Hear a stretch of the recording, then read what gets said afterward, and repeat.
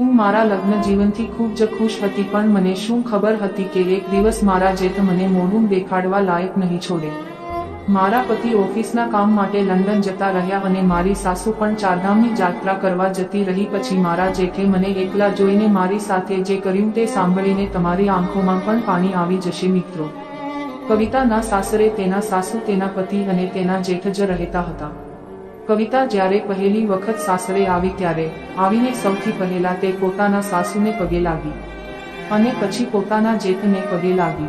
ત્યારે જેઠજી બોલ્યા કે અરે બસ બસ, તું થાકી ગઈ હશે, જઈને આરામ કર। તેના જેઠ એટલે કે રાજેશને જોઈને કવિતાને યાદ આવ્યું કે જે દિવસે બંને ભાઈ તેને પહેલીવાર જોવા આવ્યા હતા ત્યારે રાજેશને તેને સંજય સમજી લીધો હતો। તેને તો પછી ખબર પડી હતી કે રાજેશ સંજયનો મોટો ભાઈ છે અને તેના લગ્ન રાજેશ સાથે નહીં પણ સંજય સાથે નક્કી થયા છે। અને તેને એવું એકલા માટે લાગી રહ્યું હતું કારણ કે સંજય દેખાવમાં રાજેશ કરતા મોટો લાગતો હતો। સાસરે આવ્યા એના થોડા સમય પછી કવિતાને ખબર પડી કે તેના જેઠ રાજેશ હજી કુંવારા છે અને તેને લગ્ન કરવાના હતા, એટલે જ તેમની પહેલા સંજયના લગ્ન કરાવી દેવામાં આવ્યા હતા। એક દિવસ કવિતાએ પૂછ્યું હતું, સંજય જેઠજી એકલા શું કામ છે, તેમને લગ્ન કેમ નથી કર્યા? ત્યારે સંજયે કવિતાને કહ્યું કે જ્યારે મારા પિતાજીનું મૃત્યુ થયું ત્યારે રાજેશભાઈ કોલેજમાં ભણતા હતા અને હું સ્કૂલમાં ભણતો હતો અને રાજેશભાઈ પર અચાનક જ ઘણી બધી જવાબદારીઓ આવી ગઈ હતી। તેમને ભણવાની સાથે નોકરી પણ કરી હતી અને પછી તેમને MBA પણ કર્યું અને ધીમે ધીમે તે જીવનમાં આગળ પ્રગતિ કરતા રહ્યા અને મને મારા પગ ઉપર ઊભો કરવા માટે પણ તેમને ખૂબ જ મહેનત કરી હતી। પણ જ્યારે તેમને લગ્નનો વિચાર આવ્યો ત્યારે તેમની લગ્નની ઉંમર જતી રહી હતી, એકલા માટે તેમણે લગ્ન ન કરવાનો જ નિર્ણય કર્યો અને સાથે સાથે સંજયે કહ્યું કે કવિતા, રાજેશભાઈએ આપના માટે ઘણું બધું કર્યું છે, ક્યારેય તે દુઃખી થાય તેવું ક્યારેય વર્તન કરતી નહીં। આ વાત સાંભળ્યા પછી કવિતાના મનમાં પણ તેના જેઠ એટલે કે રાજેશ માટે ખૂબ જ સન્માન વધી ગયું હતું। એક દિવસ કવિતા રાજેશને ચા આપવા ગઈ ત્યારે જોયું કે તે કોઈ પેઇન્ટિંગ બનાવી રહ્યા છે। કવિતાએ પૂછ્યું કે ભાઈ, તમે પેઇન્ટિંગ પણ કરો છો? રાજેશે હસીને જવાબ આપ્યો કે હા, માણસને એવું કંઈક કરવું જોઈએ જે ફક્ત તે પોતાના મનને ખુશ રાખવા માટે કરતો હોય। રાજેશે કહ્યું કે તમે અહીંયા બેસી જાઓ, હું તમારી એક પેઇન્ટિંગ બનાવી આપું, પછી મને કહેજો કે હું કેવી પેઇન્ટિંગ બનાવું છું। કવિતાએ પૂછ્યું કે તમે કોઈની પણ પેઇન્ટિંગ બનાવી શકો છો? ત્યારે રાજેશે કહ્યું કે હલો નહીં। તેની વાત સાંભળીને કવિતા ભૂખ બનીને ઊભી રહી ગઈ। તેને ચૂપ જોઈને રાજેશે પૂછ્યું, કવિતા ચૂપ કેમ થઈ ગઈ? કવિતા હસતા બોલી, તમે તો ચૂપ રહેવા માટે કહ્યું। આ વાત સાંભળીને રાજેશ હસવા લાગ્યો। કવિતાએ કહ્યું કે તમને ખબર છે, મને પણ ડાન્સ કરવો અને લખવું ખૂબ જ ગમે છે। આ વાત સાંભળીને રાજેશે આશ્ચર્યથી કહ્યું, અચ્છા, તો તું ડાન્સરની સાથે કવિ પણ છે? તો શું લખો છો તમે? કવિતાએ રાજેશને હસતા કહ્યું, મેં તમારું નામ નથી પૂછ્યું। કવિતાએ કહ્યું કે હું મારું નામ નથી કહી રહી, હું તમને કહી રહી છું કે હું કવિતા લખું છું। તો રાજેશે કહ્યું કે અચ્છા, તો મને સંભળાવો કે તું શું લખે છે? કવિતા થોડી મૂંઝવણમાં મુકાઈ ગઈ અને એક કવિતા રાજેશને સંભળાવી અને પછી તે રાજેશ સામે જોવા લાગી તો રાજેશે કહ્યું કે તારી કવિતા તો ખૂબ જ સારી છે। કવિતાએ ખુશ થઈને કહ્યું કે તમને સાચે એટલી બધી સારી લાગી, પણ સંજયને તો મારી કવિતા ગમતી જ નથી, એ તો મારી કવિતાને બકવાસ કહે છે। રાજેશે કવિતાના માથા પર પ્રેમથી હાથ ફેરવતા કહ્યું કે તે તો પાગલ છે, તું તેની વાત પર ધ્યાન નહીં આપ, હું તો કહીશ કે તું રવાનું ચાલુ રાખ। રાત્રે જ્યારે કવિતાએ સંજયને કહ્યું કે તું તો મારી કવિતાનો મજાક બનાવતો હતો, પણ જેઠજીને તો મારી કવિતા ખૂબ જ પસંદ આવી અને જુઓ, તેને મારો સ્કેચ પણ બનાવ્યો છે। સંજય સ્કેચ સામે જોયા વગર જ પોતાની ફાઇલો પલટાવતા કહ્યું કે સારું છે। કવિતા આ જોઈને બોલી કે તમને તો કળાની કોઈ કદર જ નથી। સંજયે હસતા હસતા કહ્યું કે આ કળાની રમત તુને ભાઈ જ રમો, મને આનાથી દૂર રાખો। સંજયની આવી વાત સાંભળીને કવિતાના આંખમાંથી આંસુ આવી ગયા અને તે ચૂપચાપ જઈને સૂઈ ગઈ। બીજા દિવસે જ્યારે સંજય ઓફિસે જતો હતો ત્યારે તેને કવિતાને કહ્યું કે સાંભળ, આપણે ઘણા દિવસથી ક્યાંય બહાર ગયા નથી, તો સાંજે તૈયાર રહેજે, આપણે મૂવી જોવા જઈશું। પતિની આવી વાત સાંભળીને કવિતા ખૂબ જ ખુશ થઈ ગઈ અને આખો દિવસ તે ખૂબ જ ઉત્સાહિત રહી। પછી સાંજના 5 વાગી ગયા. કવિતા તૈયાર થઈ ગઈ હતી અને તે સંજયના આવવાની રાહ જોઈ રહી હતી. રાજેશ કવિતાને જોઈ રહ્યો હતો. બ્લેક સાડીમાં કવિતા સાચે જ ખૂબ જ સુંદર લાગી રહી હતી. તેને કવિતાને પૂછ્યું, શું વાત છે કવિતા, આજે ક્યાં જવાના છો? કવિતાએ હસીને કહ્યું કે હા, આજે હું અને સંજય મૂવી જોવા જવાના છીએ. ધીરે ધીરે 5 ના 6, 6 ના 7 અને પછી 8 વાગી ગયા, પણ સંજય આવ્યો નહીં. કવિતા હવે રાહ જોઈને થાકી ગઈ હતી. રાજેશે જોયું કે કવિતા મૂંઝાઈ ગઈ હતી, તો તેને બધી જ વાત સમજાઈ ગઈ. રાજેશને સંજય ઉપર ખૂબ જ ગુસ્સો આવતો હતો, તો પણ તે હસીને બોલ્યા, કંઈ વાંધો નહીં કવિતા, ચાલો આજે આપણે આઈસ્ક્રીમ ખાવા જઈએ. કવિતા પણ નાના છોકરાની જેમ હસતા હસતા તેમની સાથે આઈસ્ક્રીમ ખાવા જતી રહી. રાજેશે રસ્તામાં કવિતાને કહ્યું, તું સંજયની વાતનું ખોટું નહીં લગાડતી. તે જે પણ કંઈ કરે છે તે તારા માટે જ કરે છે. ત્યારે કવિતા ગુસ્સામાં બોલી કે તે જે કરે છે તે મારા માટે કરે છે, પણ મારી માટે તેમની પાસે સમય જ નથી અને મારી કોઈ ચિંતા પણ નથી કરતા. અને જો હું જ રહી નહીં તો પછી તે આ જે મારી માટે કરી રહ્યા છે તે શું કામનું? કવિતાના આ સવાલનો રાજેશ પાસે કોઈ જવાબ ન હતો. કદાચ રાજેશ જાણતા હતા કે કવિતા સાચું કહી રહી છે. તે બંને આઈસ્ક્રીમ ખાઈ રહ્યા હતા. ત્યારે એક ભિખારી તેમની પાસે આવીને કહ્યું, 2 દિવસથી ભૂખ્યો છું, કંઈક ખાવા માટે આપી દો. ત્યારે રાજેશે ખિસ્સામાંથી 500 કાઢીને ભિખારીને આપી દીધા. ભિખારીએ આશીર્વાદ માંગ કહ્યું કે આપ દોનો કી જોડી સલામત રહે. કવિતાએ એકવાર માટે રાજેશ સામે જોયું અને પછી પોતાની નજર ઝુકાવી લીધી. બંને ઘરે પહોંચ્યા ત્યારે જોયું કે સંજય ઘરે આવી ચૂક્યો હતો અને ગુસ્સામાં બોલ્યો, કવિતા ક્યાં જતી રહી હતી? હું કેટલી વારથી તારી રાહ જોઈ રહ્યો છું, જલ્દી ચાલો. કવિતાએ ઇતરાતા જવાબ આપ્યો કે મારે આખી મૂવી જોવી હતી. મૂવીનો એમ નહીં, હું હવે થાકી ગઈ છું, હવે મારે ક્યાંય જવું નથી. સંજયની આંખો ગુસ્સાથી ભરાઈ ગઈ હતી અને તે બોલ્યો, શું મતલબ છે આનો કે મારે ક્યાંય નથી જવું? નહોતું જવું તો પહેલા જ ના પાડી દેવી હતી. મારે મારું બધું કામ મૂકીને ઘરે આવવું પડ્યું. કવિતા બોલી ગઈ, મારી માટે તો તમારી પાસે સમય છે જ નહીં. હું 5 વાગ્યાની તમારી રાહ જોઈ રહી હતી, તે કંઈ નહીં. તમારે 5 મિનિટ રાહ જોવી પડી તો આટલો બધો ગુસ્સો શું કામ કરો છો? આ વાત સાંભળતા સંજય બોલ્યો કે હું તારી જેમ નવરો નથી અને આ બધું હું તારા માટે જ કરી રહ્યો છું, બીજા કોઈ માટે નહીં. કવિતાએ શાંત અવાજમાં કહ્યું કે હું તમારી પાસે બસ થોડો સમય માંગી રહી છું, મને તે જ આપી દો. મારે તમારી પાસે બીજું કાંઈ નથી જોઈતું. આટલું કહીને કવિતા પોતાના કપડાં બદલીને બેડ ઉપર સૂઈ ગઈ. રાજેશે બંનેની વાત સાંભળી લીધી હતી. તે વિચાર કરી રહ્યા હતા કે સંજય અને કવિતાને એકબીજાને સમય આપવાની ખૂબ જ જરૂર છે. બીજા દિવસે જ્યારે રાજેશ ઓફિસથી આવ્યા તો આવીને કહ્યું કે મમ્મી, હું ઓફિસના કામ માટે 15 દિવસ દિલ્હી જાઉં છું. તમે પણ મારી સાથે આવો. દિલ્હીમાં તમને માસીના ઘરે મૂકી દઈશ અને જ્યારે પાછો આવીશ ત્યારે તમને ત્યાંથી લઈ જઈશ. રાજેશની વાત સાંભળીને તેની મમ્મી તૈયાર થઈ ગઈ, પણ જ્યારે આ વાત કવિતાએ સાંભળી તો તે થોડીવાર માટે ઉદાસ થઈ ગઈ અને તેને મમ્મીને કહ્યું કે મમ્મી, હું ઘરમાં એકલી થઈ જઈશ, તમે નહીં જાઓ તો નહીં ચાલે. ત્યારે તેની સાસુએ તેને સમજાવતા કહ્યું કે સંજય છે ને ઘરમાં તારું ધ્યાન રાખવા માટે. થોડા દિવસ તમે બંને એકબીજા સાથે વિતાવો. બીજા દિવસે સવારે રાજેશ અને તેના મમ્મી જતા રહ્યા. સંજય જ્યારે ઓફિસ જઈ રહ્યો હતો ત્યારે કવિતા પોતાના હોઠ ઉપર એક મુસ્કુરાહટ લાવતા બોલી, આજે તમે ઓફિસ નહીં જાઓ, ઘણા દિવસ થઈ ગયા છે, આપણે સાથે બેસીને વાત પણ કરી નથી. ત્યારે સંજય કહ્યું કે નહીં કવિતા, આજે ઓફિસ જવું ખૂબ જ જરૂરી છે, પણ સાંજે હું જલ્દી ઘરે આવી જઈશ, પછી આપણે ક્યાંક બહાર જમવા જઈશું. આજે પણ સાંજની રાત ક્યારે પડી ગઈ ખબર જ ન પડી, પણ સંજય આવ્યો નહીં. એકલી બેસેલી કવિતા ફોન તરફ જોઈ રહી હતી. ત્યારે ફોનની રિંગ વાગી. હેલો કવિતા, હું રાજેશ વાત કરી રહ્યો છું. કેમ છો? અને સંજય ક્યાં છે? એ તો હજી ઓફિસથી આવ્યા જ નથી. કંઈ વાંધો નહીં, આવતો જ હશે. તું તારું અને સંજયનું ધ્યાન રાખજે. આટલું કહીને રાજેશે ફોન મૂકી દીધો અને ઈચ્છા ન હોવા છતાં કવિતા રાજેશ અને સંજયની તુલના કરવા લાગી. કેટલો ફરક છે બંને ભાઈઓમાં. એક નદી જેવો શાંત અને બીજો સાગરના ઉછળતા મોજા જેવો. અને મારા લગ્ન સંજય સાથે નહીં પણ જો રાજેશ સાથે થયા હોત તો. તે ચોંકી ગઈ. આ કેવો વિચાર આવી ગયો મારા મગજમાં.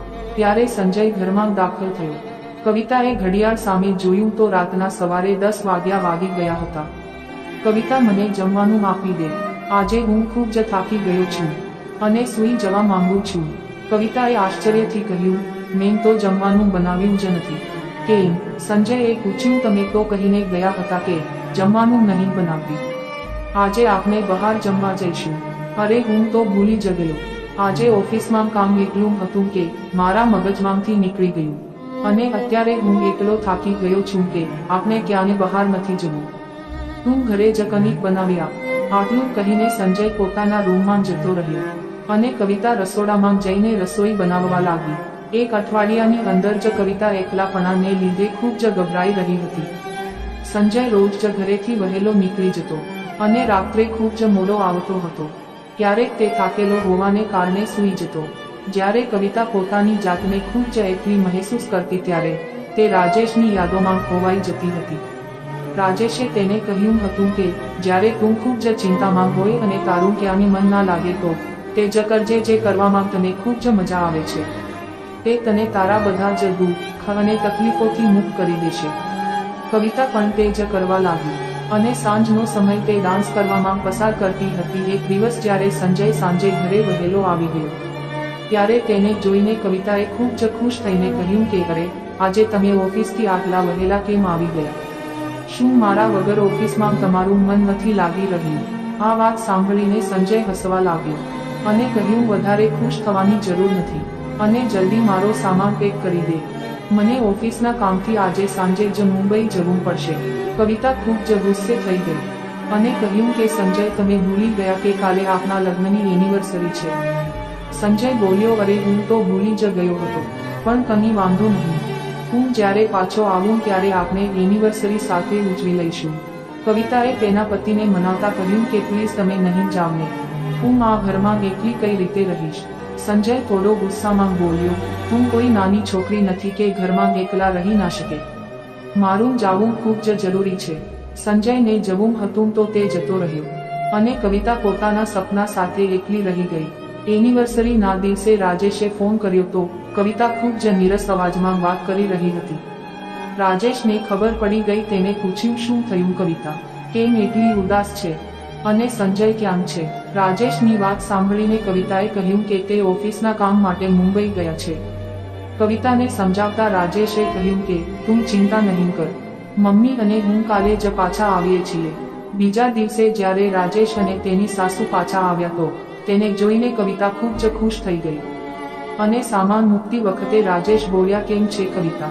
તો કવિતાએ રાજેશ અને તેના સાસુ ગયા પછી સંજય સાથે જે પણ થયું તેની વાત કરી દીધી. રાજેશે એક લાંબો શ્વાસ લીધો ને બોલ્યા, હું તો એવું વિચારીને ગયો હતો કે મારા જવાથી તમને બંનેને નજીક આવવાનો એક મોકો મળી જશે, પણ અહીંયા તો બધું ઊંધું થઈ રહ્યું છે. આ વાત સાંભળીને કવિતાએ આશ્ચર્યથી કહ્યું, આનો મતલબ તમે કોઈ કામથી ગયા ન હતા? હવે આજ પછી આવી રીતે મને ક્યારેય એકલી મૂકીને જતા નહીં. તમારા અહીંયા હોવાથી મને એવો અહેસાસ થાય છે કે ચાલો કોઈ તો છે જેની સાથે હું મારી વાત કરી શકું છું. રાજેશે કહ્યું કે સારું, હવે નહીં જઈએ. કવિતાએ હસતા કહ્યું કે આ વાતની સજા તમને જરૂર મળશે. શું? રાજેશે પૂછ્યું. આજે તમારે મને આઈસ્ક્રીમ ખવડાવવો પડશે. એ સાંજે કવિતા ઘણા સમય પછી ખુલીને હસી હતી અને પોતાના મનને ખૂબ જ હલકો મહેસૂસ કરી રહી હતી.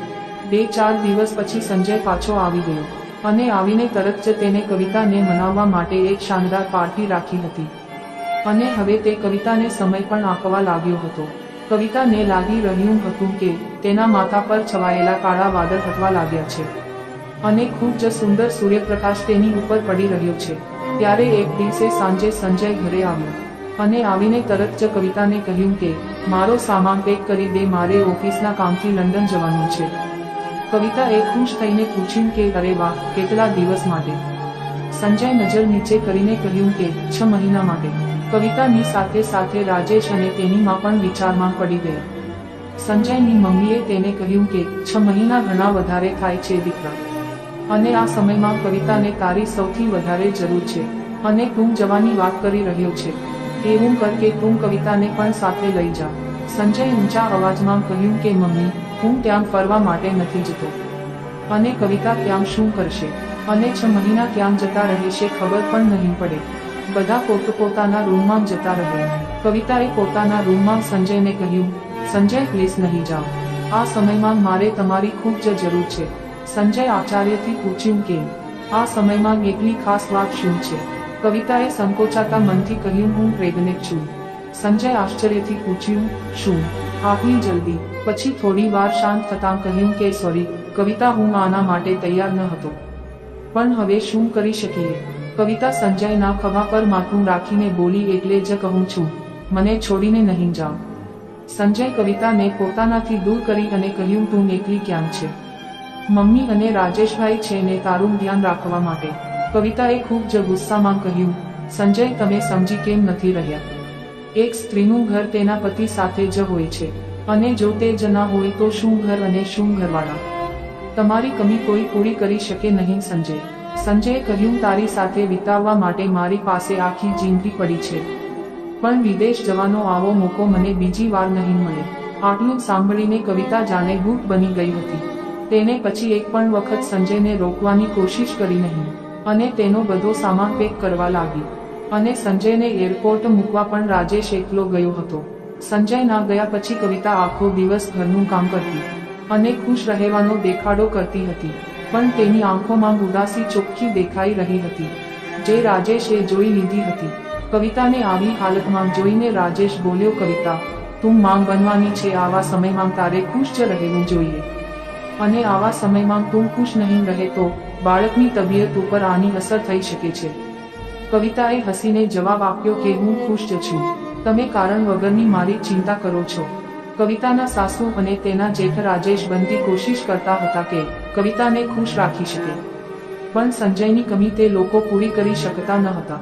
કવિતાના મોઢામાંથી નીકળેલી બધી જ ઈચ્છાઓને તેના સાસુ અને તેના જેઠ પૂરી કરતા હતા, અને આ કોશિશમાં રાજેશ ક્યારે કવિતાને પ્રેમ કરવા લાગ્યા તેને ખબર જ પડી નહીં, અને પોતાના નાના ભાઈની પત્ની માટે જ પોતાના મનમાં પ્રેમ ભરાતો જોઈને તે મનમાં પોતાને અપરાધી માની બેઠા હતા. તે ઈચ્છીને પણ કવિતાથી દૂર જઈ શકતા ન હતા, પણ મનમાં જ તેને નક્કી કરી લીધું હતું કે સંજયના આવતાની સાથે તે આ બધાને મૂકીને ક્યાંને દૂર જતા રહેશે. એક સાંજે કામ કરતી વખતે અચાનક કવિતાનો પગ લપસી ગયો અને તે પડી ગઈ. રાજેશ તેને તરત જ હોસ્પિટલ લઈને ગયા, પણ જ્યાં સુધી હોસ્પિટલ પહોંચ્યા ત્યાં સુધી ખૂબ જ મોડું થઈ ગયું હતું, અને કવિતા પોતાના બાળકને ગુમાવી ચૂકી હતી. રાજેશે જ્યારે સંજયને આ વિશે ફોન પર વાત કરી અને તેને ઘરે આવવા માટે કહ્યું, તો સંજય કહ્યું કે ભાઈ મારા આવવાથી હવે શું થવાનું છે? જે થવાનું હતું તે તો થઈ ચૂક્યું છે, મારો આવવું સંભવ નથી, પણ હું કોશિશ કરીશ બને તેટલું જલ્દી આવી શકું. આ ઘટના પછી કવિતા ખૂબ જ ગુમસુમ રહેવા લાગી હતી, અને કવિતાને આ રીતે જોઈને રાજેશે થોડા દિવસની ઓફિસમાંથી છૂટી લીધી હતી, અને કવિતાનું નાના છોકરાની જેમ ધ્યાન રાખતા હતા. કવિતાને આવી રીતે મનમાં ઘૂંટાતા જોઈને એક દિવસ તેની સાસુએ કવિતાને કહ્યું, કવિતા હું તારી બધી જ તકલીફો સમજુ છું, પણ બેટા એનો મતલબ એવો તો નથી કે હવે જીવવાનું છોડી દેવું જોઈએ. સાસુની આવી વાત સાંભળતા કવિતા રડતા રડતા બોલી, તો મમ્મી હવે હું શું કરું? હવે હું કોના માટે જીવું? સંજય માટે, જેને આ ખબર સાંભળીને આવવા માટે પણ ના પાડી દીધી. મેં વિચાર્યું હતું કે બાળકના જન્મ પછી બધું સારું થઈ જશે, પણ મમ્મી સંજય પોતાના મોટા ભાઈ જેવા કેમ નથી? આવું કહેતા કહેતા કવિતાએ તેના સાસુને ગળે લગાડી દીધા. થોડા દિવસ પછી કવિતાના સ્વાસ્થ્યમાં ઘણો સુધારો આવી ગયો. ત્યારે રાજેશ એક વ્યક્તિને ઘરે લઈ આવ્યા અને કહ્યું, કવિતા મને ખબર છે કે તને ડાન્સ કરવાનો ખૂબ જ ગમે છે, અને હું ઈચ્છું છું કે તું ડાન્સની પ્રેક્ટિસ કરે, એટલા માટે તારા માટે એક ડાન્સ ટીચર લાવ્યો છું. તે ડાન્સ ટીચર ઉંમરમાં ખૂબ જ મોટા હતા. કવિતાને એક ખૂબ જ સારા ગુરુ મળી ગયા હતા, અને કવિતાને હવે જીવનનો એક નવું લક્ષણ મળી ગયું હતું. કવિતા તેમની પાસે ડાન્સ શીખવા લાગી, અને તેને ખુશ જોઈને રાજેશ પણ ખુશ રહેતો હતો. એક દિવસ તેની સાસુએ તેના જેઠને કહ્યું કે બેટા તારી માસીનો ફોન આવ્યો હતો, તે ચારધામની યાત્રા પર જાય છે, અને હું પણ તેની સાથે જવા માંગુ છું, તું મારા જવાની વ્યવસ્થા કરાવી આપ.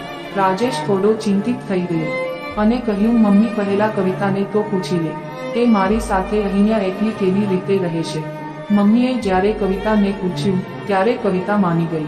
મમ્મીના જાત્રા પર ગયા પછી રાજેશે કવિતાથી થોડી દૂરી બનાવીને રાખી હતી, અને કવિતા પણ પોતાના ડાન્સની પ્રેક્ટિસમાં વ્યસ્ત રહેતી. કવિતાએ એક દિવસ રાજેશને કહ્યું, મારે તમને એક સારા સમાચાર આપવા છે. ગુરુજી એક સ્ટેજ શો કરી રહ્યા છે અને તેમાં મને તે શકુંતલાનો રોલ પ્લે કરવાનું કહે છે. રાજેશ ખૂબ જ ખુશ થતા બોલ્યા, અરે વાહ, ક્યારે છે પ્રોગ્રામ? આવતા શુક્રવારે. આ સાંભળતા જ રાજેશ ખૂબ જ ખુશ થઈ ગયા અને બોલ્યા, અરે વાહ, કેવા સંજોગ છે! જો તે જ દિવસે સંજય અને મમ્મી બંને પાછા આવે છે. ખૂબ જ મજા આવશે જ્યારે સંજય તને સ્ટેજ ઉપર શકુંતલા બનેલી જોશે. બીજા દિવસે સાંજે જ્યારે રાજેશ ઘરે પાછા આવ્યા ત્યારે ખૂબ જ વરસાદ આવી રહ્યો હતો. આવતાની સાથે જ તેને કવિતાને અવાજ આપ્યો. કવિતા એક કપ ચા બનાવીને આપોને. ઘણી વાર થઈ ગઈ પણ કવિતા આવી નહીં. તો રાજેશ બહાર જઈને કવિતાને શોધવા લાગ્યો, પણ કવિતા ક્યાંય દેખાઈ નહીં. ત્યારે અચાનક તેમને ટેરેસ પરથી પગના ઝાંઝરનો અવાજ આવતો હતો. તે ટેરેસ પર ગયા અને જોયું તો કવિતા ત્યાં વરસાદમાં ડાન્સ કરી રહી હતી અને તેને પહેરેલી લાંબી સાડી તેના શરીરને ચોંટી ગઈ હતી.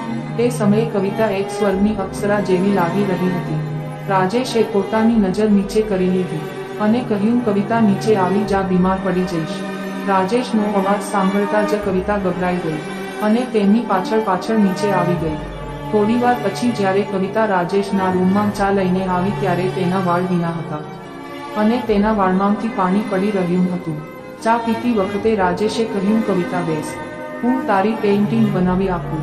જ્યારે રાજેશ કવિતાની પેઇન્ટિંગ બનાવતો હતો ત્યારે રાજેશે જોયું કે કવિતાની આંખમાંથી આંસુડા પડી રહ્યા છે. રાજેશે પેઇન્ટિંગનું બ્રશ મૂક્યું અને કવિતાની પાસે આવી ગયો અને તેના આંસુ લૂછતા કહ્યું, કવિતા, હવે જ્યારે સંજય પાછો આવવાનો છે તો આ આંસુડાનું શું કારણ છે? કવિતા ખૂબ જ તડપી ઉઠી અને તેને રાજેશને ગળે લગાડી દીધા. રાજેશ પણ ખૂબ જ આશ્ચર્યમાં હતા. કવિતાએ રડતા રડતા કહ્યું કે તમે મને તમારા માટે કેમ પસંદ કરી નહીં? જો તમે મને તમારા માટે પસંદ કરી હોત તો આજે હું આટલી અસંતોષ ક્યારે ના હોત. કારણ કે હવે કવિતા પણ તેમને પ્રેમ કરવા લાગી હતી, પણ રાજેશને પોતાની હદ ખબર હતી. રાજેશ તરત જ તેનાથી દૂર જતો રહ્યો અને કહ્યું કે હું તારી બધી જ તકલીફો સમજુ છું અને મારા મનમાં પણ તારા માટે ફિલિંગ્સ છે, પણ હું આ બધું કરી નહીં શકું અને જો હું આવું કંઈ કરીશ તો હું મારી નજરમાં જ અપરાધી થઈ જઈશ. કવિતા પણ તેના જેઠની વ્યથા સમજતી હતી. તે પણ રાજેશની વાત માની ગઈ અને પોતાના રૂમમાં જતી રહી. શુક્રવારનો દિવસ હતો. દરવાજાની ઘંટડી વાગી. કવિતાએ દરવાજો ખોલ્યો તો સામે તેના સાસુ હતા. તેની સાસુને સામે જોઈને કવિતા ખૂબ જ ખુશ થઈ ગઈ અને તેના ચહેરા પર આટલી ખુશી જોઈને તેની સાસુએ પૂછ્યું, શું વાત છે? કવિતા ખૂબ જ ખુશ લાગી રહી છે. સંજય આવી ગયો કે શું? તેના મમ્મીની આવી વાત સાંભળીને રાજેશ બોલ્યો, મમ્મી, સંજય તો સાંજે આવશે અને આજે કવિતાનો સ્ટેજ શો છે એટલે તે આજે ખૂબ જ ખુશ છે. સાંજે કવિતાને ઇવેન્ટની જગ્યાએ મૂકીને રાજેશ સંજયને લેવા માટે એરપોર્ટ નીકળી ગયા.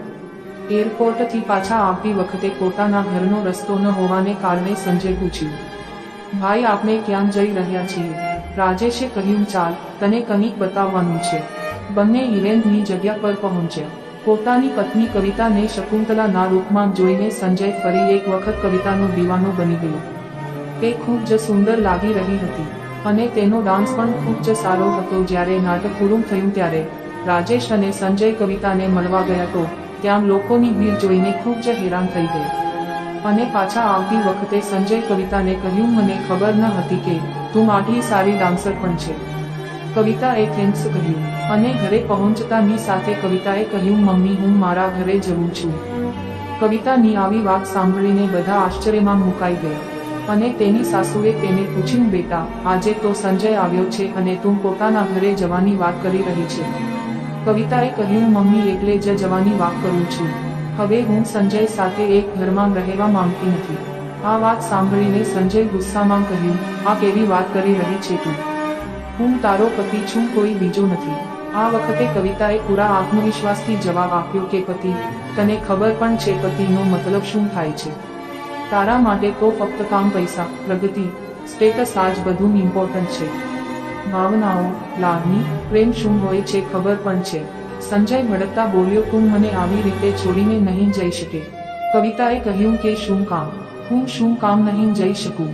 એવું તો તે મારા માટે આજ સુધી શું કર્યું છે? જેને લઈને તું મને અહીંયા રોકવા માંગે છે. જ્યારે મારે જરૂર હતી તું મારી પાસે ન હતો, અને જ્યારે મેં મારું બાળક ખોયું ત્યારે પણ તું મારી પાસે ન હતો. અને તને તો ખુશી થઈ હશે કે તને આ ઝંઝમાંથી મુક્તિ મળી ગઈ, કારણ કે તું તો તૈયાર જ ન હતો બાળક માટે. મનથી તો તે મને ક્યારેય અપનાવી જ ન હતી, અને શરીરનો સંબંધ હું આજે તોડીને જઈ રહી છું. કવિતાની આવી વાત સાંભળીને જે ખૂબ જ ગુસ્સામાં આવી ગયો, અને તેને કહ્યું કે તને શું લાગે છે કે તું આવી રીતે જતી રહીશ અને હું તને જવા દઈશ? આટલું કહીને સંજયે કવિતાનો હાથ પકડી લીધો અને રૂમમાં લઈ જવાની કોશિશ કરતા કહ્યું કે ચૂપચાપ અંદર આવી જા. હું તને આવી રીતે મને અપમાનિત કરવા નહીં દઉં. મારી પણ સમાજમાં કંઈક ઇજ્જત છે. સંજય, કવિતાનો હાથ છોડી દે. સંજયના મમ્મીએ ઊંચા અવાજે કહ્યું. સંજય બોલ્યો, મમ્મી, તમે પણ આનો સાથ આપો છો? કવિતાનો હાથ સંજય પાસેથી મુકાવતા તેના મમ્મી બોલ્યા, હા સંજય, કારણ કે હું જાણું છું કે આ જે કરે છે તે સાચું કરી રહી છે. આજે પણ તું તેને પ્રેમ માટે નહીં પણ સમાજમાં તારી ઇજ્જત બચાવવા માટે રોકવા માંગે છે. કવિતાને આ નિર્ણય તો પહેલા